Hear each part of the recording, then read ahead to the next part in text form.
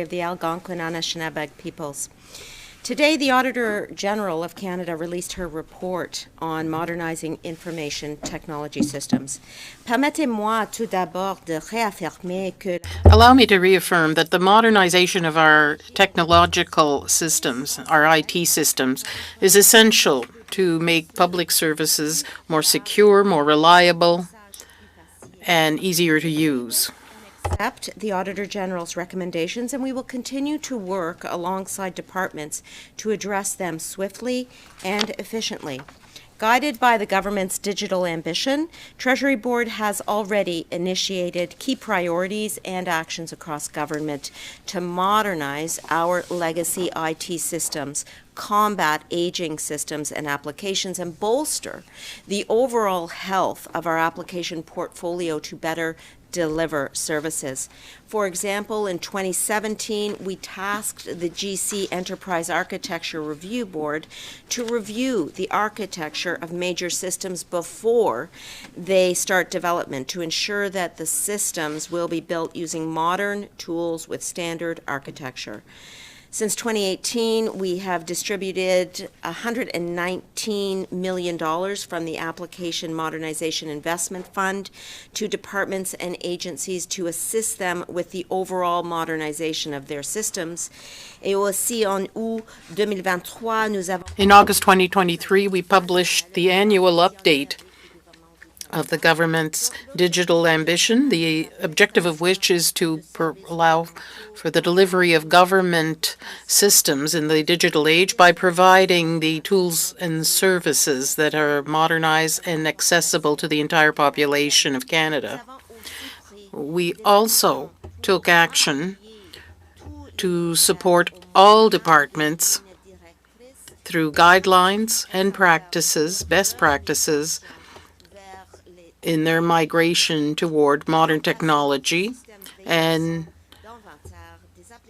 replace our systems with new methodology to evaluate the status of applications. Nature of the government's IT system portfolio, this is a complex undertaking that requires diligent planning and oversight. C'est pourquoi nous élaborons une...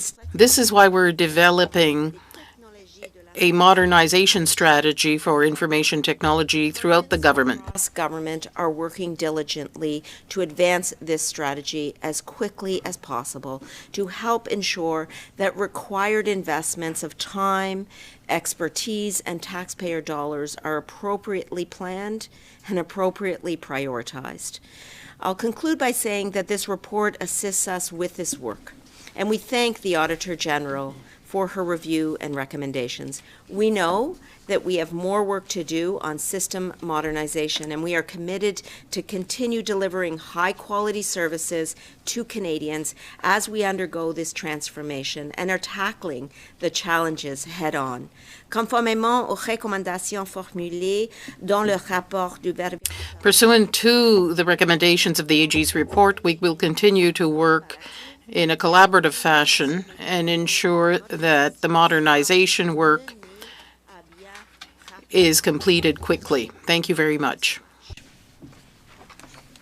Alors, bonjour à tous. Good afternoon, everybody. Thanks, Anita. I would like to begin by highlighting the incredible work that Canada's public servants do every day to deliver services to Canadians. Over the course of my time in Parliament, and even before I was elected, I've had the chance to meet and work alongside public servants from all across Canada. Leur dévouement envers l'intérêt public. Their dedication to the public interest is remarkable, and all Canadians can be very proud of them. Like any large organization, we have our challenges, that is to create a respectful workplace that is inclusive for all. Canada is one of the most diverse countries in the world, and our public service should reflect that diversity. For years, considerable work has been undertaken across the government, from the clerk of the Privy Council on down, to ensure that everyone, regardless of their background, feels welcome and respected in Canada's public service. The Auditor General's report points out that there is more work to be done, particularly with respect to the use of data to track our progress. We agree and accept that assessment. Over the coming months, our government will work to address and implement those recommendations. En ayant une fonction publique plus inclusive. By having a more inclusive public service, we will have a stronger public service that reflects all of Canada. All of Canadians will benefit from these improvements. Thank you, and now turn it over to my colleague, Marc Holland. Merci beaucoup, Dominic. Thank you, Dominic. It's a pleasure to be here today. I thank the Auditor General for her report on the response of Canada to microbial problems. This is a very important audit. Antibiotics are the foundation of modern healthcare, and we know that drug resistance is spreading globally, and as a result, the treatments that we have are becoming less effective. This is something that certainly affects us all and concerns us all, and it requires an integrated approach that recognizes the health, the interconnection of human health, the animals, the environment, and how these things interplay. I'm pleased to say that our work with respect to antimicrobial resistance is underway, and that we have a pan-Canadian action plan. As the Auditor General has noted in her report, we've already improved the way that we collect data on antimicrobial resistance, and that we're making important strides in our efforts to preserve the effectiveness of medically essential antimicrobials. At the same time, we certainly acknowledge we have to do more. With this in mind, we accept all 8 of the Auditor General's recommendations to strengthen our collective response. On fait les recommandations de la vérificatrice. The Auditor General's recommendations complete the government's approach on antimicrobial resistance. It was developed in cooperation with provincial and territorial governments, Aboriginal peoples, who are stakeholders and partners in all these sectors. Provides a 5-year blueprint to strengthen Canada's response to make sure that we address these challenges. It is being implemented right now with the support of essential and major federal investments. In Budget 2021, more than $28 million over 5 years was committed to support efforts to prevent the inappropriate use of antimicrobials and to expand our surveillance and our monitoring work. This includes exploring the use of wastewater surveillance as part of our monitoring exercises. In Budget 2023, funding was provided to secure access for new antimicrobials for Canadians and to promote public awareness on how to best use these drugs. We are also working with our partners so that life-saving antimicrobials already in our toolbox continue to work and to work well. We will report on our progress by next September of 2024. Once again, I would like to thank the Auditor General for her essential work in this area, for her recommendations on how we can work better in this area. Antimicrobial resistance is a complex challenge, but it is one that we are ready to meet in collaboration with our global partners. Nous allons continuer à travailler avec nos partenaires. We will continue to work with our partners, including the provinces and territories, First Nations, Indigenous peoples, and actors in the industry in order to optimize the measures we take together. Together, we are taking measures that are concrete to preserve the effectiveness of antibacterial measures, antimicrobial measures, and to protect the health of Canadians. My colleague, Minister Beach. Thank you very much, Marc. Bonjour à tous. C'est un grand plaisir. Hello, everyone. It's a great pleasure to be here with you today. Today, the Office of the Auditor General tabled its report evaluating the Government of Canada's progress on the Benefits Delivery Modernization Program, or BDM. I want to start off by welcoming the Auditor General's report and her recommendations. Our mission with BDM is very clear. It is to simplify and improve how Canadians access vital government services. In the past year, we've delivered $136 billion in crucial benefits like employment insurance, the Canadian Pension Plan, and old age security to 9.5 million Canadians, and that number is increasing. In 2023, these benefits will represent 39% of the federal budget and 5.8% of Canada's GDP. Yet, the technology that delivers these vital services is outdated.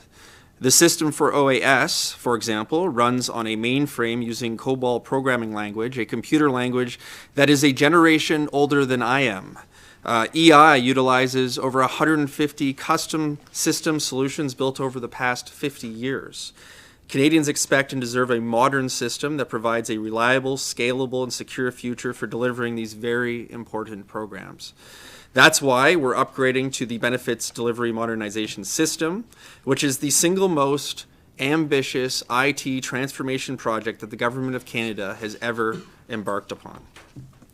I am happy to share that last June, after the conclusion of the audit, 600,000 Canadians were successfully transitioned to the modernized system with the first phase of the old age security rollout. This is a significant accomplishment, and I want to thank the Public Service for their commitment to this transformation and for successfully delivering this first phase of this very complex project. Canadians can be assured that BDM is on the right track, and the fact that the first 600,000 Canadians have seamlessly transitioned to the new system speaks directly to this point. We're taking a digital-first, user-centric approach to improving government services and have recently launched new tools like the OAS Benefits Estimator and the Retirement Hub. Canadians can now quickly access vital information and plan for their futures with more certainty. These services are available 24 hours a day, 7 days a week. You don't have to take a day off work to access them, and you don't have to stand in line. I'm looking forward to rolling out more services to Canadians with a clear roadmap to make more government services digital, easy to use, and client-focused. We're committed to working with the Treasury Board Secretariat to refine our approaches to delivering services and sharing best practices across all levels of government. We want to reduce administrative red tape, automate processes, and eliminate the need to wait in line or to wait on hold on the phone. We're not just revamping a series of benefit systems, we're endeavoring to elevate the entire service experience for Canadians with systems that will live up to the modern service standards that all Canadians expect and frankly deserve. I appreciate the thoroughness of the Auditor General's report. We accept her recommendations. I'd like to thank her and her officials for their work.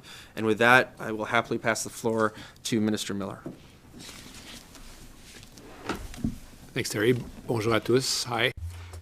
When I became minister, I had three priorities. The first one was to make sure that immigration continues to be the economic motor of engine of Canada that we expect it to be, that Canadians expect it to be. The second priority was that immigration and refugees can continue to seek a home in a fair process in Canada, away from famine and war. And the third is one, obviously, that is integral to those two, which is about the integrity of the system and that we maintain it, dealing, yes, with fraud, but also with processing times. The Auditor General's report traces a portrait of a department that has a lot of challenges. It traces some progress that I'm very happy to see. And indeed, if you compare the reference point that the Auditor General has compared to what has happened today, there is even more progress, which I'm glad to get into in more detail. But I expect excellence from my department, and this is not an excellent report. Indeed, civil servants themselves expect of themselves excellent. They are some of the brightest people that we have in Canada. So on that, while I am glad that the Auditor General did trace a portrait of progress in a number of the areas, in one of the more vulnerable areas, I am very concerned at the processing times that are still lagging. There are a lot of reasons for that, and in the response I believe that the Auditor General gave orally to Rafi, she talked about external factors and internal factors to the department. Obviously, the external ones are very concerning, and they're ones that are outside our control. The internal ones are within our control, and it's ones that I'll be looking, as I review the report in detail, to tackle with my department so that we are delaying processing time. Processing times have consequences on people's lives, and they are ones that are very significant. So it is with some pleasure that I do accept the report, but with the concern that the Auditor General has underlined. I would note on that final point, because it has gotten some attention, that we are opening a permanent residence online portal to refugees, which will help accelerate that, but obviously the proof will be in the pudding. Je me suis exprimé en anglais, je vais le dire la même. I spoke in English. I'll say the same thing in French. I had three expectations as minister, three expectations of the department when I came into this job a few months ago. That immigration continue to be the economic engine of Canada that we expect. Two, that Canada be a refuge for those escaping war and famine, among other things. And thirdly, that we continue to attack the challenge of system integrity. That is, combat fraud, but also improve service. I note that the Auditor General saw that delays are improving, but that is not the standard of excellence I expect. I'm very aware that there are people that are working day and night sometimes to ensure that people who are fleeing war and famine, who are coming here for economic reasons, are waiting far too long. And that is what I'll focus on in the coming months when I revisit this report and see that we do everything we can to make sure that waiting times are lowered. I know that in the most vulnerable aspect, that is refugees, there are delays that are the result of external and internal forces. Of course, the external forces are those that push people to seek refuge in Canada, but it's the internal forces and the elements that cause these delays that I will attack in the coming months. I would note, in response to a question from a CBC journalist, that there are improvements that need to be made. The online portal for refugees will be launched in November. That should improve waiting times, and we are eager to answer your questions. Thank you, merci. On maintenant prendre des questions. We'll now take questions from the room. One question and we'll follow up. Closely into the microphone, as I'm probably doing right now, because it's difficult for our interpreters. And we'll begin with Rachel Haynes. Thank you so much. My question is for Minister Miller. You mentioned in your opening remarks that your department is obviously facing a lot of challenges, and one of those is the high number of refugees and asylum seekers that don't have housing and shelter. The City of Toronto has still not received any of the $97 million in federal funding that was promised over the summer, and there continues to be a sense of urgency for those refugees who still don't have a place to live and who are still sleeping in churches or even outside of churches. So my question to you is, when will that funding be delivered?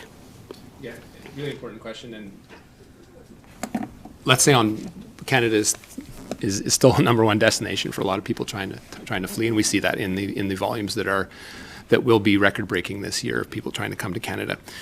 Clearly, the City of Toronto, and I've spoken personally and directly to Mayor Chow a number of times on this, has a number of pressing challenges, and we think we can coordinate better with them, as well as the province of Ontario, on making sure that people who are just from a humanitarian perspective have a roof over their heads, particularly since winter is coming, and so there is an immediate pressing need.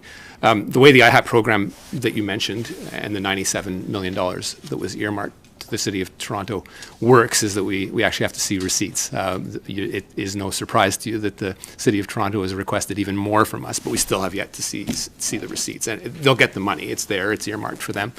We just need to work with them to make sure that everything is teed up from a logistical perspective. So that goes for any person applying to the interim housing application program.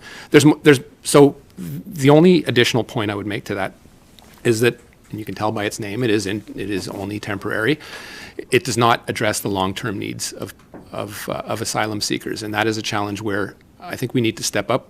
The government of Ontario absolutely needs to step up, and frankly, the cities need to step up in making sure we are doing this in a coordinated way. Some of the issues, the real issues around the delay in applications is people are getting physically shifted around from location, so it's very hard to trace people at times. And if I'm not doing my job, if the government of Ontario is not doing its job, if the City of Toronto isn't doing its job, that actual lag time increases.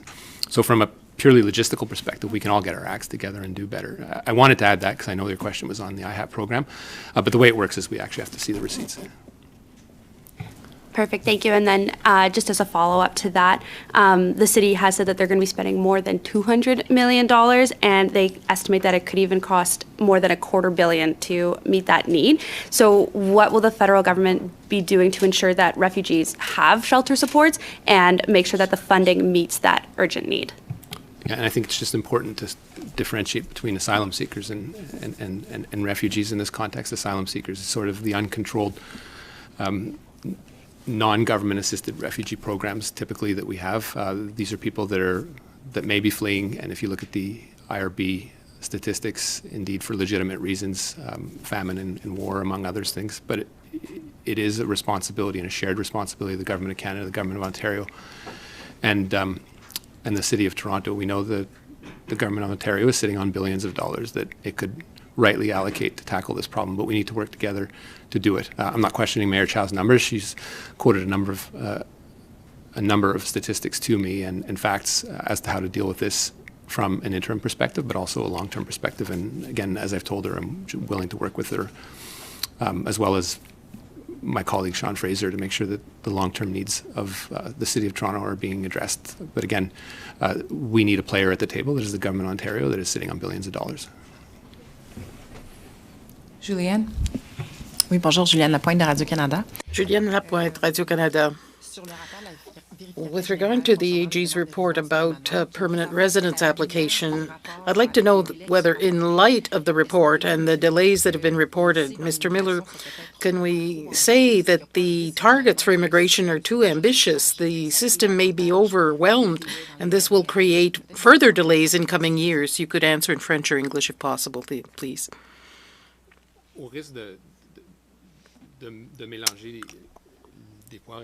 Although I may confuse apples and oranges here, the targets we set on November 1st, from statutory standpoint, is certainly to recruit sufficient resources. So we want to know what are the resources we should dedicate to the family category, economic category, those assisted by the government, such as refugees. And it's that lack of resources that is causing these waiting times more often than not. So reducing targets also reduces the resources for people coming to Canada. We understand that somebody who comes as an economic immigrant needs very few resources to integrate because they have money, they hire people. It's important to note that because there is 60% of the people who come to Canada come here and increase the GDP of Canada. These are people who integrate the labor market. If you look at last year, for instance, we have more labor in Canada, so there is a crying need. You have to look at large companies that need a lot of expertise, for instance. So the question of resources is very delicate. We have this tendency to throw numbers in the air without knowing what we're talking about, really. But my point is this: we're facing historic volumes here of numbers of people who want to come to Canada. I don't begrudge them that. It's a great country, but we have limited resources. We need coordination with the provinces. They have something to say about this, especially Quebec. So we need better planning. So what I'm hearing from all the surveys is not that people want fewer immigrants. They want this to be planned and coordinated better, and I agree with that. In English, so that we have, unfortunately, I think we mix apples and oranges at times when we look at the 500,000 number that I have to statutorily submit to Parliament every November and think that this is the full picture of the people that come to Canada. It isn't. It is a levels plan that is statutorily imposed for primarily immigration, refugee, and citizenship Canada to plan for resources. And when we talk about resources, we talk about the very people that are right now working at increasing or at closing the processing times for people in all these categories, which they've had some success according to the Auditor General. If you reduce those numbers, you reduce the resources allocated to them, and so then we have an additional challenge of perhaps even more delays. So you're stuck between a pull and push that I think we have to be very clear with Canadians what we're doing. 60% of the folks in that category are economic, and they create jobs. They come with capital, and they need very little resources to get up and start. Obviously, some integration, but the biggest pressure on the numbers is really in asylum seekers and refugees, and that comes with an initial investment for people that will inevitably contribute to the future of Canada, and if you look at cabinet, contribute to cabinet. So I think that we have to balance these things delicately, because when we look at the public sentiment, it isn't a knee-jerk reaction against immigration. It is a criticism of planning, particularly as we see higher mortgage rates, but planning for the healthcare system and planning in all other areas. So it is a much bigger portrait than simply talking about the levels plan. Puis encore là-dessus, comme c'est une compétence. In the same vein, since it's a shared responsibility with Quebec, do you think that they share the blame when it comes to delays and wait times? Well, when you're talking about jurisdiction, you're always talking about assuming your jurisdiction. Of course, with the Canada-Quebec agreement, there are levels that are set, and when these levels are reached, we can no longer fulfill all the needs that exist. I'm thinking of the family category, in my opinion, and I told the minister this in Quebec. There are Quebecers who expect their families to join them there, and they're cutting them to 10 or 12,000, and that triples the wait times in the rest of the country. But my point here is we can work together to ensure that immigration is done the right way, be it by helping them have more Francophone immigrants. That is a crying need. There's a need for teachers in Quebec, French teachers, and we can help each other. We have agreements now and again. I'll concede that Quebec has done more than its share when it comes to asylum seekers who went through Roxham Road. I think they can do more in our initiative with the United States, our main partner on the international scene, when it comes to refugees who come here from South America or Haiti. But these are agreements that we've made public, but also privately. When we talk amongst ourselves, there's coordination needed. We have to make sure we all do our jobs within our area of responsibility. Hi. My question is for Minister LeBlanc, if my computer wants to work. Sorry, give me 1 second. Why hasn't Canada pronounced yet on who it thinks is responsible for the hospital blast in Gaza, and are our security agencies looking into the information provided by the U.S.? So obviously, Canada has condemned the Hamas terrorist attack against Israel. The Prime Minister and many of my colleagues have recognized Israel's right to defend itself in accordance with international law. We've said also that Hamas doesn't represent the Palestinian people or their aspirations. We've said that international law, including humanitarian law, needs to be respected. We've called on and we're encouraged by what might be some progress with respect to a humanitarian corridor or access into Gaza. We're working with our allies in terms of gathering information with respect to the horrible attack on civilians at the hospital, and I think that my colleague, the Foreign Affairs Minister, will have more to say on that. Sorry, just following up on that. I know that you're saying Foreign Affairs might have more to say, but will Canada say whether it thinks Israel is responsible for the blast? But again, I think the person best suited to say something in that regard is the Foreign Affairs Minister, and I think she may have something to say in that regard shortly. Thank you. Boris? Boris, pour le devoir, ma question est pour le ministre Miller. My question is for Minister Miller for Le Devoir. One of the categories of immigration that is most concerning is refugees, that is asylum seekers. Quebec has nothing to do with that target. It's established by the federal government, if I understand correctly. The Auditor General invoked 30,000 files that could be completed by your public servants. 90,000 applications are already in the system, so we're talking about several years' worth in order to see the light of the end of the tunnel. What's your solution? What do you think Canada should do to deal with this 90,000 files, to accelerate the processing of these applications, or ask them to wait more and more years as the delay continues? I'll have to check the figure, Boris. I thought it was 50,000. We have to check.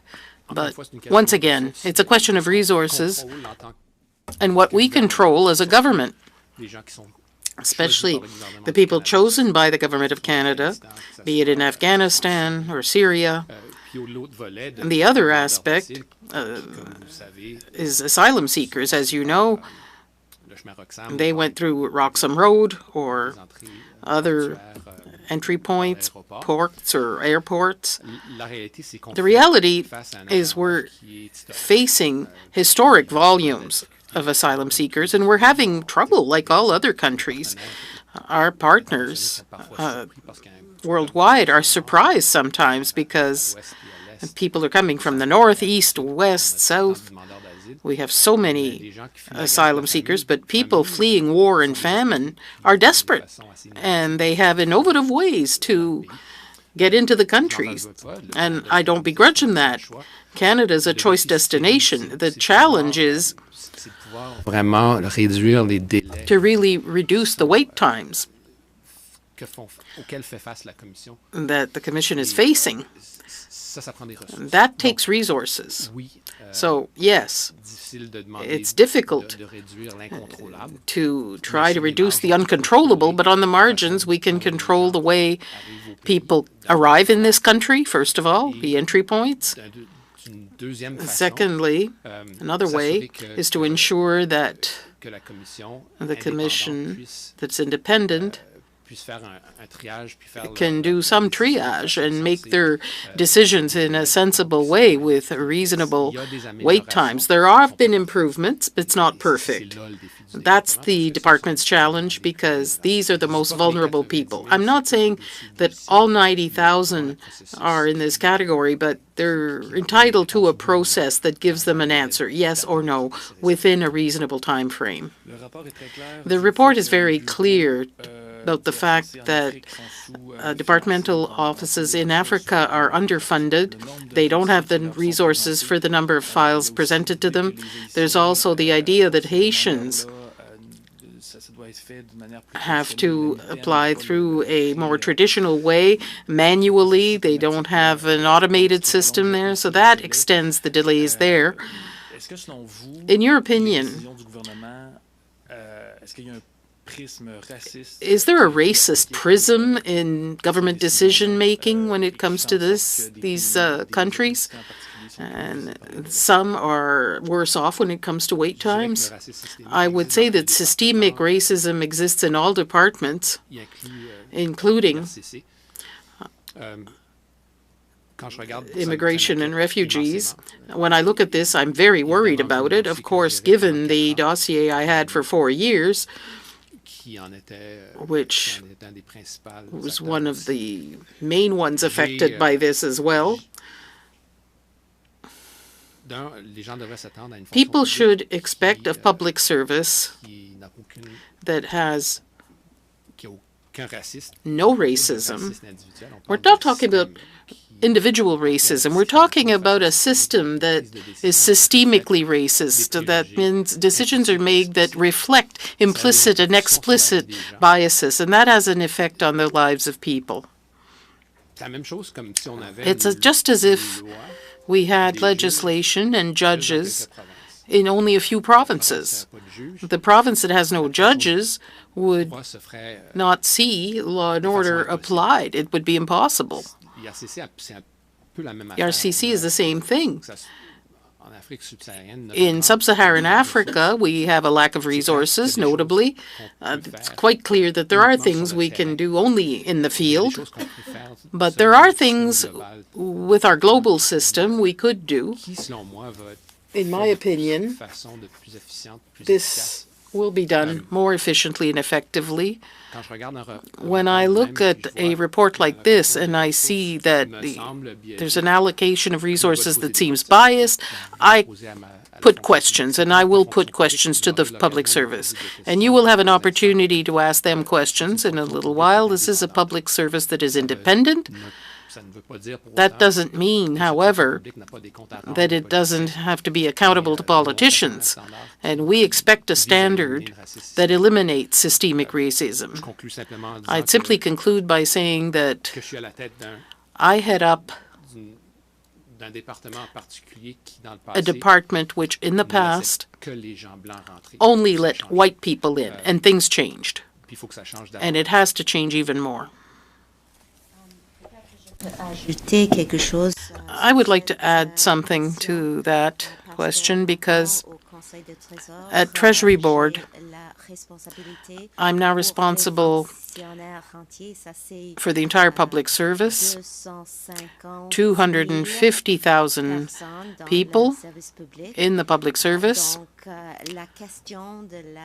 So the question of discrimination when a racialized individual like myself is very important. Some people told me when I changed positions, it's too bad because now you can't work on issues of discrimination in the Canadian Forces. On the one hand, that's true, but on the other hand, I will continue to work with our public servants, with the departments, with my colleagues on issues of discrimination to see what we can do to improve the situation, not only for public servants, but for everyone in our country with whom we work every day, especially immigrants and their families. So I want to say that that's a process. We can't see changes like this overnight or in a month or a year even. It's an ongoing process to have systemic change and eliminate discrimination. But our priority here in our cabinet and in our caucus is to do that, and we continue to do that. Thank you. Rafi Bouchikanian. Thank you. Questions are for Minister Miller. Minister, just going to the AG report on permanent residences, one of the points is that often the department is giving different branches a number of applications, but not checking what impact that has on the capacity of those branches to process. I guess I'm wondering, if you're not checking on that, how will you prevent, more processing delays the next time a major international emergency sends mass immigration to Canada? Yeah, and I sort of referred to it somewhat obliquely in my opening comments, Rafi, that we've made a number of public policy choices as a government, and I think Canadians expected us to, whether it's with respect to Ukraine or Syria or Afghanistan. And there was an issue in and around priorities and how files get prioritized. It's clear that when government has priorities, we expect the civil service to implement those priorities. But we also have to look at what the effects of those are. And I think those are things that we have not appreciated as well as we should. We saw that with some of the service challenges that we faced a year ago that we have largely come out from under. And as I'd mentioned, there's some real improvements even from the reference point that the Auditor General has talked about. But that is why when I look at some of the internal challenges we made, and perhaps my Deputy Minister, you'll have the opportunity to ask her that same question, because she'll be able to go into a lot more detail about some of the things we are doing to try and reorient work and not when we see funnels getting blocked, that we are able to reorient and process in a way that is a little more efficient with a global system that doesn't necessarily always require people to be on the ground. There are some things that we need people on the ground, and I think Boris mentioned the physical presence of people on the ground can seem discriminatory, one country vis-a-vis another, and I think there's some reflection to be done there. But the verification is something that I think we'll need to dig a little deeper on, and I know my deputy minister is working on it. But if we can actually get it right, it will improve, first of all, workloads for human beings, but also people waiting at the end of the line to have their application processed. Thanks. And as a follow-up, just now CBC News has confirmed that a number of Canadian diplomats have left India because negotiations have broken down between the two countries. Will there be any retaliatory measures, and do you expect to see any impact on visa delivery systems to Indians trying to come to Canada? I'll get you to answer this in English and French, please. Yeah, I'll have more to say on that in a couple hours. I'm not a diplomat, so don't expect me to say diplomatic things, but the reality is I'm focused on Canadians and people impacted by decisions of any foreign power. And that is my focus. It's to keep them safe in Canada, and to the extent they're expecting to come to Canada, to make sure that any decision taken by a foreign power, whether it's India or otherwise, is done in a way that that doesn't impact them. So there's some work that'll be ongoing. It's work that we've been preparing for. We know the people that we interact with on the international stage, and we know certain behavior when we see it. But I'll have Melanie and Minister Joly and I will have more to say on that in a couple hours. En français, je suis pas un diplomate. In French. I'm not a diplomat, so I can't say much that's diplomatic, but my role is to help Canadian citizens, permanent residents, and people who expect to come to this country in an orderly fashion. On an international level, we're fully aware of the way people behave. We'll make sure that we minimize the impact of any decisions made by foreign powers, be it India or any other country. I'll have more to say about this in a couple of hours with Minister Joly. We'll have a press conference about that. I'm told we have time for just one more round of questions, so Fraser, APTN. This question's for the Treasury Board Minister. And it's about the report on inclusiveness in the 6 organizations that were looked at. One of the problems that the Auditor General outlined was the lack of performance measurements to measure how inclusiveness programming is working. And I just asked her the question, and she said that the leadership for this to streamline across government should come out of your department, and sooner the better. So is that something you're going to tackle in the near future? Well, thank you so much for the question. The short answer is yes. I agree. It should come from the Treasury Board. As I just said in French, we are heading up to 150,000 employees in the public service across the country, and it is the logical place for that leadership to occur. We need to make sure we are continuing to support those individuals who are already in the public service, who are racialized or in any other minority category. And the leadership that we can offer is clear, especially in one of our sub-departments called OCRO. I believe the Auditor General mentioned that department specifically, and I agree with her. So I will be moving forward to ensure that we can actually activate that leadership on a proactive basis. And what do I mean by that? Well, we will hopefully utilize OCRO as a means to communicate across departments in the Government of Canada, and therefore across the country, to ensure that we are furthering the goals of non-discrimination, equality, inclusivity, and diversity. And I will say that we can also do more to engage with these employees, and that, as she said, quality of engagement is absolutely central. And so we will continue with some of the programs that we already have in place, such as the Mentorship Plus program, which pairs members of underrepresented groups with executives, enhancing traditional mentorship types of roles with persons who may not otherwise be able to have those mentorship opportunities. We'll continue with the Workplace Accessibility Passport, which streamlines accommodation processes. We will continue with support for Black public servants and the Mental Health Fund.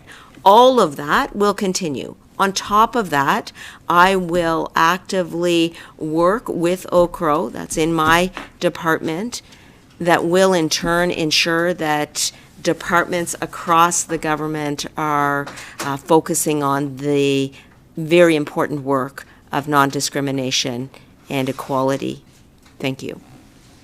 And just as a follow-up, I guess Treasury Board Minister or any of the other ministers, we and other organizations have covered these stories over the years of when employees allege racial discrimination, that they are punished for doing this, that it goes nowhere.